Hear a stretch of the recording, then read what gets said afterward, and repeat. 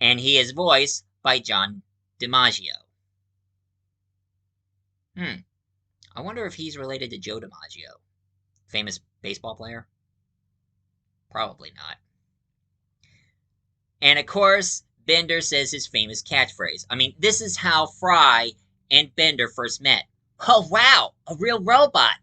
Or are you one of those guys who looks like robots? Bite my shiny metal ass. Your butt's not shiny. Shinier than yours, meatbag. I'm Bender. I bend girders. That's what I do. And of course, the reason why he drinks is because he's one of those robot units who has to drink alcohol. Because if he doesn't drink alcohol, he'll be intoxicated. Which I gotta say, that's strange. And of course, he smokes. How in the hell can a robot smokes, and he mostly smokes cigars, how can a robot smoke cigars when he doesn't have a lung? I guess when Matt Groening decided to create a character who is a bad influence, they decided to make a character not human, but a robot. And therefore, that's why he created Bender, because he's a robot who is a bad influence for kids. So, don't be like Bender, because you're not a robot. And of course, when he met Professor J. Farnsworth, it turns out that he runs a company called Federal Express, which it's like being a delivery person, except instead of delivering pizza to place, they're just delivering cargo to planet. And of course, Leela decided to become the captain. And Bender, well, he likes to be the best friend to Fry. But one thing he did say to Fry is this: "Yeah, okay, but don't let everybody think we're robosexuals. If everybody asks, you're my debugger." Robosexuals? I guess one thing most people frown upon is somebody having relationships with robots. Kind of makes you think about that movie Her, doesn't it? That movie about a guy who falls in love with his portable phone, who was voiced by Scarlett Johansson. Although that one is just supposed to be the romance of the mind instead of the romance of the heart.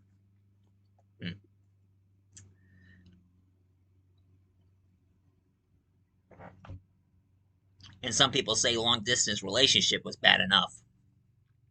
But anyway, they also come across their doctor, their medic, their crew medic, who goes by the name of Dr. John Zoidberg, also voiced by Billy West. And one thing about this lobster-like medical doctor is that he doesn't know anything about human anatomy. I mean, he tried to examine Fry, and he says, "Trust me, miss, I'm a doctor. Now open up that mouth and let me look at your brain." "No, not that one. Just close your mouth and say..." "Oh, okay." "What? My mother was a saint! Get out!" And of course, even though he's a medical doctor, he kind of lives poorly. I mean, he lives in dumpsters and even eats 24/7. And they also have a person who likes to keep things in order, a Jamaican office person named Hermes Comrade, who is voiced by Phil LaMarr, who is a really great voice actor. I mean, I've seen him do voices for other characters, and I also saw him in Pulp Fiction. It's just kind of surprising. I saw his brain gets blew up inside of a car on Pulp Fiction. Yeah, that was him. Anyway, Hermes Comrade, at least he ain't a stereotype of Jamaican where he likes to smoke pot. He likes to keep things in order, and he also likes to say things just like what Burt Ward says on the Batman series. Like when Burt Ward always saying, Holy flashback, Batman! He goes like, Sweet Gumbo Matrumbo! And they also have a student who works for Professor Farnsworth who's trying to get her degree of becoming a doctor herself, which her name is Amy Wong, voiced by the ever so lovely actress herself, Lian Tom. Now, one thing about Amy Wong, she's trying to work her way to become a doctor, but she's also kind of a loose woman. She likes to, she has low standards when it comes to guys. She likes to flirt with any other guy that she lays her eyes on. And also kind of like to make herself look like a tramp. And most of all, she's also a klutz. Every time when she's trying to step on something, she always trips over and lands on something. And then when Fry, Leela, and Bender went up into space to save all the animals in one planet that's about to be destroyed, they meet a guy who is a parody to Captain Kirk, which is Zapp Branigan and his alien friend, Kif, which Billy West does the voice of Zapp Branigan. But Kif is voiced by Maurice LaMarche, who also does other voices too. And what Zapp Branigan and Kif are, they are the parody of Captain Kirk and Spock, except overly exaggerated. Like Zapp Branigan, he's like, I am the captain of my own ship. I'm handsome, dashing, and irresistible to women. They cannot get enough of the sweet, sweet Zappa. Bang. And of course, his friend Kif, even though he thinks of him as his best friend, Kif can't stand him. He hates him. He calls him a fatso, lard ass, and every time when he tells Kif to do something, he's like, ugh, the lard ass wants to see you. Now, here's a little known fact. They were planning to have the late, great Phil Hartman do the voice of Zapp Branigan, but sadly, he died while they were making their series. But Billy West, he was a close friend to Phil Hartman, a very close friend to Phil Hartman, and he worked with him during the M&M commercials. So Billy West was able to do the voice of Phil Hartman and got the Zapp Branigan right. Hi there, I am Zapp Branigan. Care to join me for some champagne? It's pronounced champagne. Oh, God, no! Hey, these will go good with guacamole. Stop eating our young! It is pronounced guacamole! Zapp Branigan, he's just arrogant. He thinks he knows what he's doing, but he doesn't. He just stupidly do things selfishly, and he doesn't take responsibility for his actions. He thinks he can just get away with it and let everybody forget about it. And one thing that he did that I cannot believe that he did, Leela slept with him. And now, Zapp Branigan keeps on holding the torch over Leela and hoping that one of these days she'll come back to him and sleep with him some more.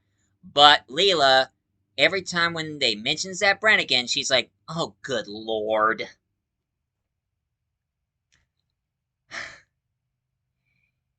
And of course, they come across an adorable little critter who goes by the name of Nibbler, who is voiced by the legendary voice actor himself who done tons of voices throughout the 60s and 70s, Frank Welker. Frank Welker. And of course, a little known fact not many people know. Nibbler does act like an adorable animal who can eat animals twice his size. Turns out that he's a very intellectual species and knows what's going on in the galaxy. So he just had to pretend to be an adorable animal, not letting anybody know what he really was. Until in some of the situation, some of the people kindly figured out about what Nibbler really was. And also, they met another character who is like the Mr. Burns to their Simpsons, who goes with the name of Mom. And that is her name, Mom. She's a big businesswoman who owns her own company and makes a lot of shady operations, and also is behind the creation of all the robots, including Bender. And she is voiced by Trish McNeil, another legendary voice actress who did tons of voices. And one thing that out of all the characters she did the voices of in Futurama, she loves playing the character. She loves playing Mom because when she does the voice of Mom, she can say things and gets away with it that she cannot say in real life. Like she will say, "Now I need to go to some convention for some knocked up teenage sluts." Why are you laughing? We're laughing because you're laughing. It's contagious. So's herpes. And of course, another thing I know about the show, they even come across Robot Santa Claus. Which not many people know, the first episode where they introduced Robot Santa Claus, he was voiced by John Goodman. But when they decided to bring Robot Santa Claus back, he was replaced by John DiMaggio. I guess John Goodman couldn't continue on doing the voice of Robot Santa Claus for the rest of the shows of Futurama.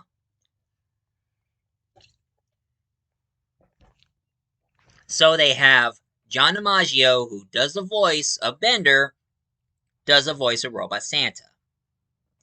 Gee, they have Billy West doing all the voices and most of the voices on the show, and John DiMaggio, and even Leanne Thompson not only does the voice of Amy Wong, she also does the voice of other characters as well. And even the actor who does the voice of Kif, Morris Lamar, he also does other voices for the series. And even Phil Lamar, the one who does the voice of Hermes Comrade, also do other voices for the show. So they have a lot of voice actors who can do more than one voices. Kind of like what I do in my audio. If you ever notice, at most of my audio dramas, I do more than just doing the voice of the Doctor. I also do voices for other characters too. That's why I call myself the multi-voice, because I'm just not like one of those guys who just do one voice of one character and that's it. I expanded my voice and my talents to play other characters. But anyway, all of a sudden, in 2003, when they are on their 5th season, that's when they decided to end the series. And then they decided to release 4 TV movies on Futurama, which a lot of people declared them as the 6th season of the series.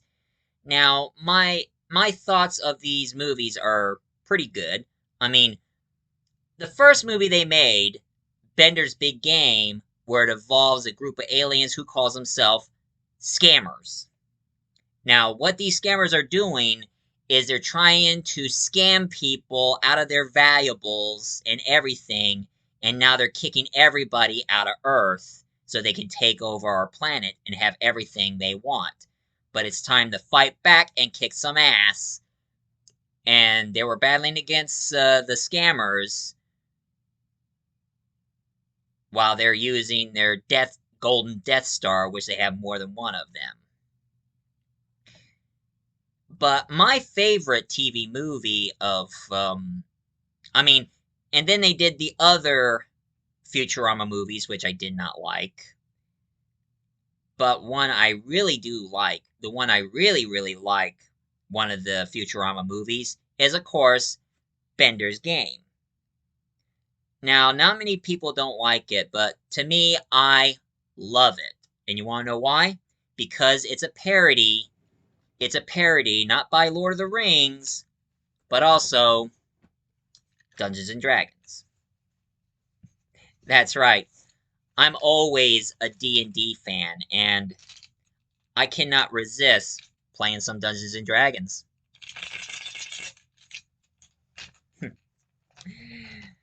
And that's my D&D character. I am Leon Noctis, a vampire blood mage. I'm a good guy on D&D.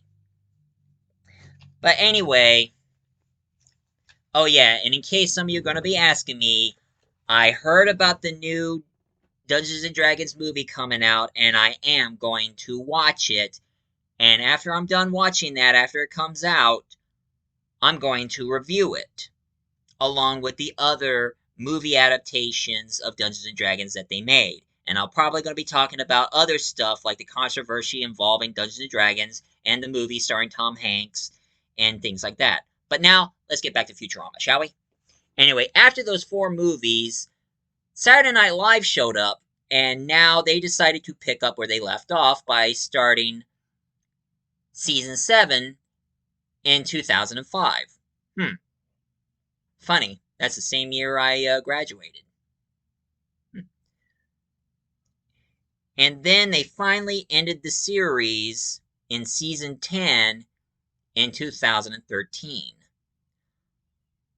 And that was the end of Futurama.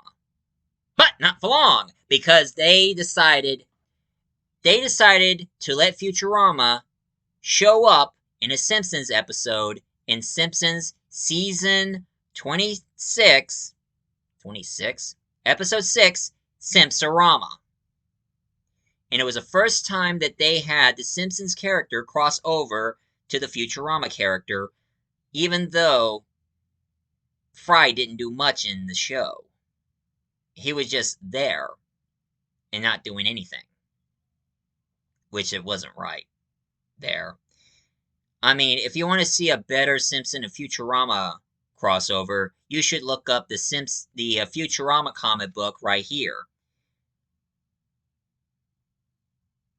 And of course, most of the legacy of Futurama always shows up in comic book adaptation as well, just to keep the legacy going. And of course, there is a really good Star Trek and Futurama crossover. And episode 4, on season 4, episode 12, there was an episode that says, "Where no fan has gone before," where they had the original William Shatner dressing up as Captain Kirk, and Leonard Nimoy as Spock, and all the other crew from Star Trek. Except for Scotty. He passed away during the time, and they had somebody to do the voice of McCoy, because the actor who played Dr. McCoy passed away. Which I gotta say, that was a pretty awesome crossover between Futurama and Star Trek. And now I hear that in this year, 2023, they're saying that they're going to do a Futurama season 11. Now, here's the thing. I think Futurama had run a pretty good series. And I don't think we need any more Futurama, because right now, we enjoyed Futurama from all the things they've done. I mean, Futurama is one of those best sci-fi series, and a parody. It does struck in your heartstring because there are some really touching moments, and even I love the romance between Philip J. Fry and Taringa Leela, and the friendship between Fry and Bender, and of course, some of the connection between Hermes, Dr. Zoidberg, and Amy Wong, and of course, Professor Farnsworth. Huh? What? Good news, everyone! They're making a new series of Futurama! We're back, baby! And some of you are going to be asking me what I think about The Simpsons, though. I mean, I think they should end. Because Simpsons have been going since 1984, and I think Simpsons should wrap the whole series up. Because, I mean, Homer Simpson, Marge, the kids, Maggie, Krusty, everybody in the town of Springfield, I think that show has been going way too long. And they need to end the series. But that's just my opinion. But as for Futurama, I mean, they're going to start season 11, and I don't know how it's going to happen. I mean, I don't know if it's going to turn out good or not. I don't know. I mean, after Futurama had ended in 2013, and a lot of things been happening lately. I mean, I've seen the later series of the Animaniacs, and there were some things I kinda, I just hope it ain't gonna be the same way with the new Futurama series. But anyway, this is my review for the day. For any of you who enjoyed this review, please leave a comment down below, hit like and subscribe for more, and stay tuned because my next thing I'm going to be doing a movie riff. Because since you guys enjoyed my riff of Night of the Living Dead, my next riff is going to be Reefer Madness. Dude! So, stay tuned, and see you guys soon.